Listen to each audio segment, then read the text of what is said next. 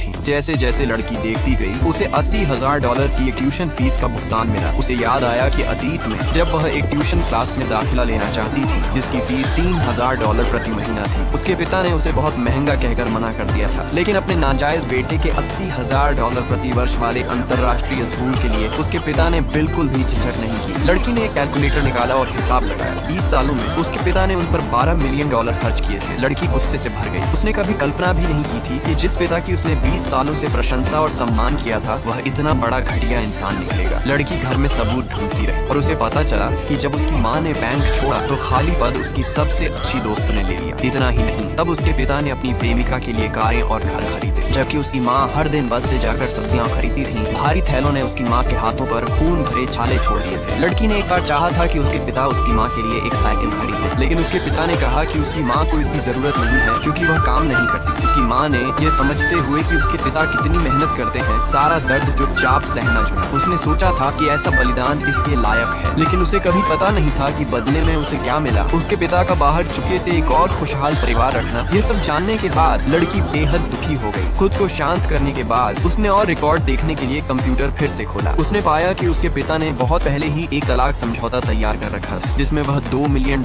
वाला पुराना घर उसकी माँ को देने की योजना बना रहे थे। वह $10 मिलियन से अधिक मूल्य वाली कंपनी खुद ले जाएंगे और अपने नाम पर मौजूद बचत और निवेशों के साथ वह उसकी माँ को कुल संपत्तियों का केवल 15% छोड़ेंगे। उसके पिता हमेशा कहते थे कि वह उसके और उसकी माँ के साथ अन्याय नहीं करेंगे, लेकिन कंपनी के 30% शेयर पहले ही नाजायज बेटे को ट्रांसफर किए जा चुके थे। इन 26 सालों में उसके पिता ने कभी भी कोई शेयर उसे ट्रांसफर नहीं किया। फिर उसने उसकी माँ की सबसे अच्छी दोस्त के ईमेल खोले और जाना कि वह सबसे अच्छी दोस्त उसके पिता को तलाक फाइल करने के लिए दबाव डाल रही थी। अगर उसके पिता इसे संभाल नहीं पाए तो वह खुद उसकी माँ से जाकर बात करेगी। उसके पिता को विश्वास था कि उसकी माँ को संभालना आसान है और उन्होंने वादा किया कि साल के अंत तक तलाक तय हो जाएगा। लड़की जितना ज्यादा पढ़ती गई, उसका दिल उतना ही टूटा गया। उसकी माँ की बार बार की सहनशीलता ने केवल उसके पिता को और आगे बढ़ने का साहस दिया। उसने अपना फोन निकाला और सबसे प्रसिद्ध वकील को कॉल किया। वकील से इस मामले को संभालने में मदद करने के लिए कहा। उसी समय उसकी माँ सब्जियां खरीद कर वापस आई और उसके लिए खाना बनाने वाली थी। वकील ने इस परिवार के लिए बलिदान दिया था, बिना बचत, बिना नौकरी और एक खाली रिज्यूमे के साथ, और अंत में केवल यह पुराना घर मिला। लड़की ने तय किया कि वह अपनी माँ के लिए न्याय के लिए लड़ेगी और अपने पिता को एक दर्दनाक कीमत चुकवाएगी।